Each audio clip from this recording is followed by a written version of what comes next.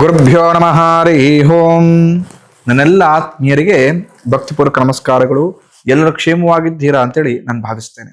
ಈ ಸಂಚಿಕೆಯಲ್ಲಿ ನಾನು ನಿಮಗೆ ಉತ್ತರಾಷ ನಕ್ಷತ್ರದವರ ಸ್ವಭಾವ ಯಾವ ರೀತಿ ಇರುತ್ತೆ, ಆ ನಕ್ಷತ್ರದ ಆಗುಹೋಗುಗಳೇನು, ಆ ನಕ್ಷತ್ರದವ್ರಿಗೆ ಯಾವಾಗ ಅದೃಷ್ಟ ಬರತಕ್ಕಂಥದ್ದು, ಆ ನಕ್ಷತ್ರದವರು ಯಾವ ವಿಚಾರವನ್ನ ಜೀವನದಲ್ಲಿ ಸರಿಪಡಿಸ್ಕೊಂಡ್ರೆ ಜೀವನ ಸುಂದರವಾಗಿರುತ್ತೆ, ಸಂಕಷ್ಟಗಳು ಕಮ್ಮಿ ಆಗುತ್ತೆ, ವಿಘ್ನಗಳು ದೂರವಾಗುತ್ತೆ ಅಂತ ಹೇಳಿ ಈ ಸಂಚಿಕೆಯಲ್ಲಿ ನಾನು ತಿಳಿಸ್ಕೊಡ್ತೇನೆ. ಉತ್ತರಾಷ ನಕ್ಷತ್ರ ಮೊದಲನೇ ಪಾದ ಧನುಸ್ಸು ರಾಶಿಲಿ ಬಂದ್ರೆ 2, 3 ಮತ್ತೆ 4ನೇ ಪಾದ ಮಕರ ರಾಶಿಲಿ ಬರತಕ್ಕಂಥದ್ದು. ಅಂದ್ರೆ ಎರಡೂ ರಾಶಿಲಿ ಬರತಕ್ಕಂಥದ್ದು ಅಂತ ಅರ್ಥ. ಈ ನಕ್ಷತ್ರ ಅಂದ್ರೆ ಮೊದಲು ಅಲ್ಲಿ ಬಂದ್ರೆ ಇನ್ನು ಮುಖ್ಯ 3 ಈ ಕಡೆ ಬರತಕ್ಕಂಥದ್ದು. ಇನ್ನು ಈ ಉತ್ತರಾಷ ನಕ್ಷತ್ರದಲ್ಲಿ ಒಂದು ಮಗು ಜನನವಾದ್ರೆ ಆ ಮಗುವಿಗೆ ಯಾವ ಅಕ್ಷರದಲ್ಲಿ ಹೆಸರನ್ನು ಇಡಬೇಕಪ್ಪ ಅಂತ ನೋಡೋದಾದ್ರೆ ಪ್ರಮುಖವಾಗಿ ಭೇ, ಭೋ, ಜ, ಜಿ ಈ ಅಕ್ಷರದಲ್ಲಿ ಆ ಮಗುವಿಗೆ ಹೆಸರನ್ನ ಇಟ್ಟರೆ ಖಂಡಿತವಾಗಿಯೂ ಆ ಮಗುವಿಗೆ ಉತ್ತಮ ಅದೃಷ್ಟ ಬರತಕ್ಕಂಥದ್ದು, ಆ ಮಗುವಿನ ಯಶಸ್ಸು ಖಂಡಿತವಾಗಿಯೂ ಚೆನ್ನಾಗಿರತಕ್ಕಂಥದ್ದು. ಈ ನಕ್ಷತ್ರ ಮನುಷ್ಯ ಗಣಕ್ಕೆ ಸೇರತಕ್ಕಂಥದ್ದು. ಇನ್ನು ಈ ನಕ್ಷತ್ರದ ಅಭಿಮಾನ ದೇವತೆ ಯಾವುದಪ್ಪ ಅಂತ ನೋಡೋದಾದ್ರೆ ರವಿ, ಸೂರ್ಯ. ಒಳ್ಳೆಯ ಮನಸ್ಥಿತಿ ಇರತಕ್ಕಂಥ ನಕ್ಷತ್ರವಿದು. ಒಳ್ಳೆ ಅಗ್ರೆಸಿವ್ ನೇಚರ್, ಒಳ್ಳೆ ಆಕ್ಟಿವ್ ಆಗಿರತಕ್ಕಂಥವ್ರು ಈ ನಕ್ಷತ್ರದ ಜನವಾಗಿರ್ತಕ್ಕಂಥವ್ರು. ಬುದ್ಧಿವಂತರು, ಕ್ರಿಯಾಶೀಲರು, ಸದಾಕಾಲ ಬುದ್ಧಿವಂತಿಕೆಯಿಂದ ಬರತಕ್ಕಂಥ ಎಂಥದೇ ಸವಾಲುಗಳಿದ್ರು ಕೂಡ ಧೈರ್ಯವಾಗಿ ಎದುರಿಸತಕ್ಕಂಥವ್ರು, ಕ್ರಿಯಾಶೀಲರು. ಕ್ರಿಯೇಟಿವಿಟಿ ತುಂಬಾ ಚೆನ್ನಾಗಿರುತ್ತೆ, ಒಳ್ಳೆ ಧೈರ್ಯ. ಯಾರು ಬರ್ತಾರೆ ನಾನು ನೋಡ್ಕೊಳ್ತೀನಿ, ನಾನು ಮುಂದೆ ನಿಂತ್ಕೊಳ್ತೀನಿ, ಹಿಂದೆ ನಿಂತ್ಕೊಳ್ಳಿ, ನಾನು ಫೇಸ್ ಮಾಡ್ತೇನೆ. ತುಂಬಾ ಚೆನ್ನಾಗಿ ಆ ಥರ ಲೀಡರ್ಶಿಪ್ ಕ್ವಾಲಿಟಿ ಇರುತ್ತೆ. ಯಾವುದೇ ಪರಿಸ್ಥಿತಿಯನ್ನು ಕೊಟ್ಟರು ತುಂಬಾ ನಾಜೂಕಾಗಿ ಬಿಡಿಸ್ಕೊಂಡ್ಬಿಡ್ತಾರೆ. ಆ ಪರಿಸ್ಥಿತಿ ಹೊರಡೆ ಬರ್ತಾರೆ. ಎಲ್ಲರನ್ನು ಕೂಡ ಒಂದೆಡೆ ದಡ ಸೇರಿಸತಕ್ಕಂಥ ಒಳ್ಳೆ ಶಕ್ತಿಯನ್ನು ಹೊಂದಿರತಕ್ಕಂಥ ನಕ್ಷತ್ರದವರು. ಆಕ್ಟಿವ್ನೆಸ್ ಹೇಗಿರುತ್ತಪ್ಪ ಅವ್ರದ್ದು ಆಕ್ಟಿವಿಟಿ ಅಂದ್ರೆ ಹೈಪರ್ ಆಕ್ಟಿವ್. ನಾಳೆ ಮಾಡೋಣ ಕೆಲಸ ಈಗಲೇ ಮಾಡ್ತೀನಿ, ಈಗ ಮಾಡೋಣ ಕೆಲಸ ಮುಗದೇ ಹೋಯ್ತು, ಈ ತರ ಮನಸ್ಥಿತಿ ಇರತಕ್ಕಂಥವ್ರು. ನಾಳೆಯನ್ನು ಮಾತೇ ಬರೋದಿಲ್ಲ, ಅದು ಇವತ್ತೇ ಮಾಡೋಣ, ಈಗಲೇ ಮಾಡಿ ಮುಗಿಸ್ಕೋಣ. ಜೀವನದಲ್ಲಿ ಒಳ್ಳೆ ಹಠ ಮತ್ತೆ ಛಲ ಇರುತ್ತೆ ಇವ್ರಿಗೆ.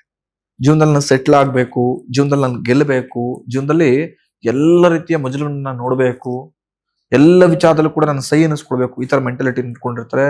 ಗುಣವಂತರು, ಯಾರಿಗೂ ದ್ರೋಹ ಮಾಡಲ್ಲ, ಯಾರಿಗೂ ಮನಸ್ತಾಪಗಳನ್ನ ಮಾಡ್ಕೊಳ್ಳೋದಿಲ್ಲ, ಯಾರೊಂದಿಗೂ ಸುಳ್ಳು ತಟಪಟಗಳನ್ನು ಹೇಳಿ ಜೀವನ ಕಟ್ಕೊಳ್ಬೇಕು ಅಂತ ಮನಸ್ಥಿತಿ ಇರೋದಿಲ್ಲ. ಅವ್ರ ಕೆಲಸ ಏನಾಯ್ತು, ಅವ್ರ ಜೀವನ ಆಯ್ತು, ಅದನ್ನ ಮಾಡ್ತೇನೆ, ಫಲಾನುಫಲ ಭಗವಂತನಿಗೆ ಬಿಟ್ಟಿದ್ದು ಅಂತ ಧರ್ಮದ ದಾರಿಯಲ್ಲಿ ಸಾಕ್ತಾರೆ. ಅದು ಸಿಗ್ಬೇಕಾಗಿದ್ದು 10 ಪಟ್ಟು ಯಥೇಚ್ಛವಾಗಿ ಸಿಗುತ್ತೆ ಅವರಿಗೆ. ಕೈ ಹಿಡಿಯುತ್ತೆ. ಅಬ್ಸರ್ವ್ ಮಾಡಿ, ಈ ನಕ್ಷತ್ರದಲ್ಲಿ ಯಾರು ಜನನವಾಗಿದ್ದವ್ರಿಗೆ ಅದೃಷ್ಟ ಕುಲಾಯಿಸುತ್ತೆ ಅಂತಾನೆ ಅರ್ಥ. ಅದೃಷ್ಟವಂತರು ಅಂತ ಅದಕ್ಕೆ ಹೇಳಿದ್ದು ನಾನು ಆಗ್ಲೇ. ಅಂದ್ರೆ ಸತ್ಯದ ಮಾರ್ಗದಲ್ಲಿ ಹೋಗ್ತಾರೆ, ಧರ್ಮದ ಮಾರ್ಗದಲ್ಲಿ ಹೋಗ್ತಾರೆ, ಅವಾಗ ಭಗವಂತ ಖಂಡಿತ ಕೈ ಹಿಡಿದು ಮುನ್ನಡೆಸ್ಕೊಂಡು ಹೋಗ್ತಾನೆ ತುಂಬಾ ಚೆನ್ನಾಗಿ. ವಾಕ್ಚಾತುರ್ಯ ತುಂಬಾ ಚೆನ್ನಾಗಿದೆ. ಶತ್ರುಗಳನ್ನು ಮುಂದೆ ಅನಿಸಿದ್ರು ಕೂಡ ಅವರು ಆಡತಕ್ಕಂಥ ಮಾತಿನ ಬಾಣದಿಂದಲೇ ಶತ್ರುಗಳ ಬಾಯಿ ಮುಚ್ಚಿಸ್ತಾರೆ ಈ ನಕ್ಷತ್ರದ ಉತ್ತರಾಷ ನಕ್ಷತ್ರದವರು. ವಾಕ್ಚಾತುರ್ಯ ತುಂಬಾ ಚೆನ್ನಾಗಿರುತ್ತೆ. ಇನ್ನು ದಾನ ಧರ್ಮ ಮಾಡೋದ್ರಲ್ಲಿ ಎತ್ತಿದ ಕೈ, ಆತ್ಮಸಾಕ್ಷಿ, ಯಾವಾಗ್ಲೂ ಕೂಡ ವಂಚನೆ ಮಾಡ್ಕೊಳ್ಳೋದಿಲ್ಲ. ಇವರ ಅದೃಷ್ಟದ ಸಂಖ್ಯೆ 1, 3, 5 ತಿಳಿದಿರಲಿ. ಉತ್ತರಾಷಾಢ ನಕ್ಷತ್ರದವರು ನ್ಯೂಮರಾಲಜಿ ಪ್ರಕಾರ ಏನಾರ ನೀವು ಸೈಟ್ ಅನ್ನ ಖರೀದಿ ಮಾಡ್ತೀರಿ ಅಥವಾ ನ್ಯೂಮರಾಲಜಿ ಪ್ರಕಾರ ನಂಬರ್ ಯಾವ್ದಪ್ಪ ನಿಮ್ಮ ಅದೃಷ್ಟದ ಸಂಖ್ಯೆ ಅಂದ್ರೆ ಅದು 1, 3, 5 ತಿಳಿದಿರಲಿ. ಈ ನ್ಯೂಮರಾಲಜಿ ಸಂಖ್ಯೆಗಳನ್ನು ಜಾಸ್ತಿ ಬಳಸ್ಕೊಳ್ತಾ ಹೋಗಿ ಲಾಭ ಯಶಸ್ಸು ನಿಮ್ದನೇ ಆಗಿರುತ್ತೆ. ಯಾವಾಗ್ಲೂ ಕೂಡ ಸ್ವಾವಲಂಬಿ ಜೀವನವನ್ನು ನಡೆಸಬೇಕು, ಯಾರೊಂದಿಗೂ ಡಿಪೆಂಡ್ ಆಗಬಾರ್ದು, ಸ್ವಂತ ನಿರ್ಧಾರಗಳಿಂದಲೇ ಸದಾಕಾಲ ಯಶಸ್ಸನ್ನ ಪಡ್ಕೊಳ್ಬೇಕು. ನೀವು ದೊಡ್ಡ ಕಿಂಗ್ಡಮ್ ಅನ್ನ ಶುರು ಮಾಡಬೇಕು, ಸಪರೇಟ್ ಆಗಿ ನೀವೇ ಬೆಳಿಬೇಕು, ಯಾರ್ದನ್ನ ಫಾಲೋ ಮಾಡಬಾರ್ದು, ನಾನು ಹೇಳ್ತಕ್ಕಂಥದ್ದು ಎಲ್ಲರೂ ಕೂಡ ಫಾಲೋ ಮಾಡಬೇಕು. ಈ ತರ ಒಂದಷ್ಟು ಗುಡ್ ಮೆಂಟಾಲಿಟಿ, ಗುಡ್ ಮನಸ್ಥಿತಿ ನಿಮ್ದಾಗಿರುತ್ತೆ. ಇನ್ನು ಸುಂದರವಾದಂತಹ ಕಣ್ಣನ್ನ ಹೊಂದಿರ್ತಾರೆ. ಸಿಗತಕ್ಕಂಥ ಗಂಡ ಅಥವಾ ಸಿಗತಕ್ಕಂಥ ಹೆಂಡತಿ ಮದುವೆ ಆಗಿದ ನಂತರ ಸುಂದರವಾಗಿರತಕ್ಕಂಥದ್ದು, ಆಕರ್ಷಕರಾಗಿರತಕ್ಕಂಥದ್ದು, ಒಳ್ಳೆ ಮಾತುಗಳನ್ನ ಆಡತಕ್ಕಂಥವ್ರು ಸಿಗ್ತಾರೆ. ಸದಾಕಾಲ ಮನಸ್ಥಿತಿ ಯಾವ ರೀತಿ ಇರುತ್ತೆ ಅಂದ್ರೆ ಎಲ್ಲರೂ ನಮ್ಮವರು, ಎಲ್ಲರೊಂದಿಗೆ ಉತ್ತಮ ಬಾಂಧವ್ಯವನ್ನು ಇಟ್ಕೊಳ್ಬೇಕು, ಎಲ್ಲರೊಂದಿಗೆ ಒಟ್ಟಿಗೆ ಸಾಗಬೇಕು, ಈ ರೀತಿ ಮನಸ್ಥಿತಿ ಇರತಕ್ಕಂಥವ್ರು. ಆತ್ಮ ಸಾಕ್ಷಿಗೆ ಸದಾಕಾಲ ಬೆಲೆಯನ್ನ ಕೊಡ್ತಾರೆ. ಯಾರಿಗೂ ದ್ರೋಹವನ್ನ, ಯಾರಿಗೂ ಅಪಮಾನ ಮಾಡೋದಕ್ಕೆ ಇಷ್ಟಪಡೋದಿಲ್ಲ, ಯಾರು ಮೇಲು ಕೀಳು ಅಂತ ನೋಡೋದಿಲ್ಲ.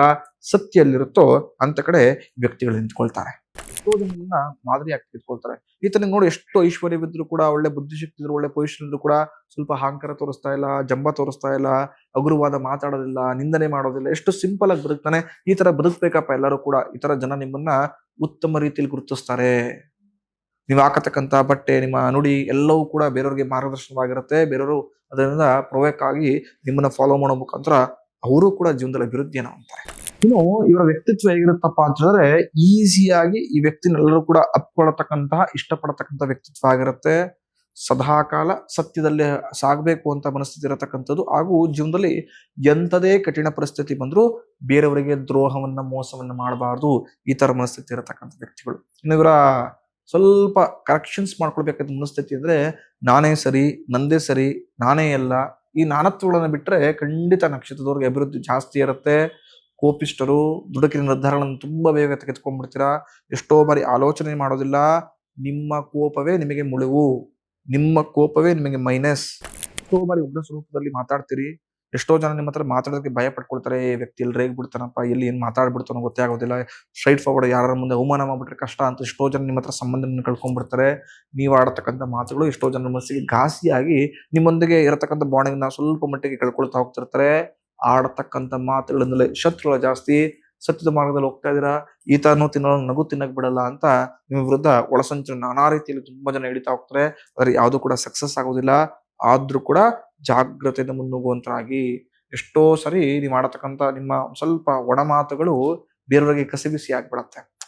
ಎಷ್ಟು ಸಿಂಪಲ್ ಆಗಿತ್ತು. ಒಂದೊಂದ್ಸಲಿ ಆಡತಕ್ಕಂಥ ಮಾತುಗಳು ಒಂಥರ ಇಂಡೈರೆಕ್ಟ್ ಆಗಿ ಏನೋ ಮೆಸೇಜ್ ಕೊಡೋ ತರದ್ ಇರುತ್ತಪ್ಪ, ತರ ಬೇಜಾರಾಗ್ಬಿಡುತ್ತೆ. ಈ ತರ ಜನ ನಿಮ್ ಬಗ್ಗೆ ಮಾತಾಡತಕ್ಕಂಥ ಸಂದರ್ಭಗಳು ಬಂದ್ಬಿಡುತ್ತೆ. ಹಾಗಾಗಿ ಎಷ್ಟೇ ನಮ್ರತೆ ಇದ್ರು ಕೂಡ, ಎಷ್ಟೇ ತಗ್ಗಿ ಬಗ್ಗೆ ನಡೆದ್ರು ಕೂಡ, ಕೆಲವೊಂದು ಬಾರಿ ಆಡತಕ್ಕಂಥ ಮಾತಿನ ಮೇಲೆ ನಿಗವ ಇರಲಿಲ್ಲ ಆದ್ರೆ ಕಷ್ಟಪಟ್ಟು ಅಥವಾ ಇಷ್ಟಪಟ್ಟು ನಡ್ಕೊಂಡಿರ್ತಕ್ಕಂಥ ಅಷ್ಟು ಕೃತಿ ಬಗ್ಗೆ ದೊಡ್ಡ ಕಪ್ಪಚುಕ್ಕಿ ಬರುತ್ತೆ. ಸಾತ ದೊಡ್ಡ ತಪ್ಪನ್ನ ಯಾವುದೇ ಕಾರಣಕ್ಕೂ ನೀವು ಮಾಡತಕ್ಕಂಥವ್ರಾಗ್ಬೇಡಿ. ಸದಾಕಾಲ ನಾನೇ ಸರಿ, ನನ್ನ ನಡೆದಿದ್ದೇ ದಾರಿ ಎಂಬ ಮನಸ್ಥಿತಿನ ಸ್ವಲ್ಪ ಪಕ್ಕಕ್ಕಿಟ್ಟು ಬೇರೆಯವ್ರು ಹೇಳೋದನ್ನ ಕೇಳಿಸ್ಕೊಂಡ್ರೆ ಖಂಡಿತವಾಗಿಯೂ ಜೀವನದಲ್ಲಿ ಅಭಿವೃದ್ಧಿ ಜಾಸ್ತಿ ಆಗತ್ತೆ. ಕೇಳಿಸ್ಕೊಂಡದನ್ನೆಲ್ಲ ಇಂಪ್ಲಿಮೆಂಟ್ ಮಾಡ್ಕೊಳ್ಳಿ ಅಂತ ನಾನು ಹೇಳ್ತಾ ಇಲ್ಲ. ಅಟ್ಲೀಸ್ಟ್ ಅದ್ರ ಬಗ್ಗೆ ಒಂದ್ 2 ನಿಮಿಷ ಯೋಚನೆ ಮಾಡಿ. ನೀವು ಯಾವ್ದಾರ ನಿರ್ಧಾರವನ್ನು ತೆಗೆದುಕೊಳ್ಬೇಕಾದ್ರೂ ಅಷ್ಟೇ 3 ಬಾರಿ ಆಲೋಚಿಸಿ ತದನಂತರ ನಿರ್ಧಾರ ತೆಗೆದುಕೊಳ್ಳಿ. ಪ್ರವೋಕ್ ಆಗಿ ತೆಗೆದುಕೊಳ್ಳತಕ್ಕಂಥ ನಿರ್ಧಾರದಿಂದ ಯಾವುದೇ ಕಾರಣಕ್ಕೂ ಶುಭವನ್ನ, ಲಾಭವನ್ನ ಪಡೆದುಕೊಳ್ಳೋದಿಲ್ಲ, ಅಭಿವೃದ್ಧಿಯನ್ನು ಕೂಡ ಪಡ್ಕೊಳ್ಳೋದಿಲ್ಲ. ಸಮಸ್ಯೆಗಳು ಜಾಸ್ತಿ ಆಗ್ತಿರುತ್ತೆ. ಸ್ವಲ್ಪ ಈ ವಿಚಾರವನ್ನ ಸೂಕ್ಷ್ಮವಾಗಿ ಅಬ್ಸರ್ವ್ ಮಾಡಿದ್ರೆ ಖಂಡಿತ ಲಾಭ, ಶುಭ ನಿಮ್ದಾಗಿರುತ್ತೆ. ಇನ್ನು ಈ ಉತ್ತರಾಷಾಢ ನಕ್ಷತ್ರದಲ್ಲಿ ಜನನವಾಗಿ ಯಾರಾಗಿರ್ತಾರೋ ಅವರು ಪ್ರತಿನಿತ್ಯವೂ ಕೂಡ ರವಿಯನ್ನ ಆರಾಧನೆ ಮಾಡಿ. ನಿಮ್ಮ ನಕ್ಷತ್ರ ದೇವತೆ ಭಾನುವಾರದೊತ್ತು ಗೋಧಿಯನ್ನ ನೀರು ನಿಲ್ಲಿಸಿ ತಿನ್ಸತಕ್ಕಂಥದ್ದು, ಸೂರ್ಯ ನಮಸ್ಕಾರ ಮಾಡತಕ್ಕಂಥದ್ದು, ಕಮಲಗಳನ್ನ ಬ್ರಹ್ಮನಿಗೆ ಅರ್ಪಿಸ್ತಕ್ಕಂಥದ್ದು, ಸೂರ್ಯನಿಗೆ ಅರಿಕೆ ಕೊಡತಕ್ಕಂಥದ್ದು, ಸೂರ್ಯ ನಮಸ್ಕಾರವನ್ನು ಮಾಡತಕ್ಕಂಥದ್ದು, ಈ ತರ ಸೂರ್ಯನಿಗೆ ಸಂಬಂಧಪಟ್ಟಿದ ಎಲ್ಲ ಪೂಜೆ ಪುನಸ್ಕಾರ ಆರಾಧನೆಯನ್ನು ಮಾಡ್ತಾ ಬನ್ನಿ. ಖಂಡಿತ ಅದೃಷ್ಟ ನಿಮ್ಮದಾಗಿರುತ್ತೆ. ಯಾರು ಇನ್ನು ನಮ್ಮ ಯೂಟ್ಯೂಬ್ ಚಾನಲ್ನ ಫಾಲೋ ಮಾಡಿಲ್ಲ, ಹಾಗೂ ನಮ್ಮ ಇನ್ಸ್ಟಾಗ್ರಾಮ್, ಫೇಸ್ಬುಕ್ ಪೇಜ್ ಅನ್ನ ಇನ್ನು ಯಾರು ಫಾಲೋ ಬಟನ್ ಪ್ರೆಸ್ ಮಾಡಿಲ್ಲ, ಆದಷ್ಟು ಬೇಗ ಫಾಲೋ ಬಟನ್ ಪ್ರೆಸ್ ಮಾಡೋ ಮುಖಾಂತರ ನಮ್ಮನ್ನು ಫಾಲೋ ಮಾಡಿ. ಹಾಗೂ www.bhavishyadarshan.com ಎಂಬ ವೆಬ್ಸೈಟ್ ನಲ್ಲಿ ನಮ್ಮ ಸಂಪೂರ್ಣ ಮಾಹಿತಿ ಲಭ್ಯವಿದೆ. ಪ್ರತಿನಿತ್ಯದ ಜ್ಯೋತಿಷ್ಯ, ಮಾಸ ಭವಿಷ್ಯ, ವರ್ಷ ಭವಿಷ್ಯ, ನಿಮಗೆ ಯಾವುದು ಸರಿ, ಯಾವುದು ತಪ್ಪು, ಹುಡುಗ ಹುಡುಗಿಯ ಮ್ಯಾಚಿಂಗ್ ಆಗಿರ್ಬೋದು, ಅಥವಾ ನಿಮ್ಮ ವ್ಯಕ್ತಿಗತ ಸಂಪೂರ್ಣ ಜನ್ಮ ಕುಂಡಲಿ ಎಲ್ಲವೂ ಕೂಡ ಲಭ್ಯವಿದೆ. ಹೋಗಿ ತೆಗೆದುಕೊಳ್ಬಹುದು. ಈ ಅವಕಾಶವನ್ನು ಉಪಯೋಗಿಸ್ಕೊಳ್ಳಿ. ಭಗವಂತ ನಿಮ್ಗೆ ಎಲ್ಲ ರೀತಿಯ ಶುಭವನ್ನ ಉಂಟು ಮಾಡ್ಲಿ ಅಂತ ನಾನು ಕೇಳ್ಕೊಳ್ತೇನೆ. ಶುಭ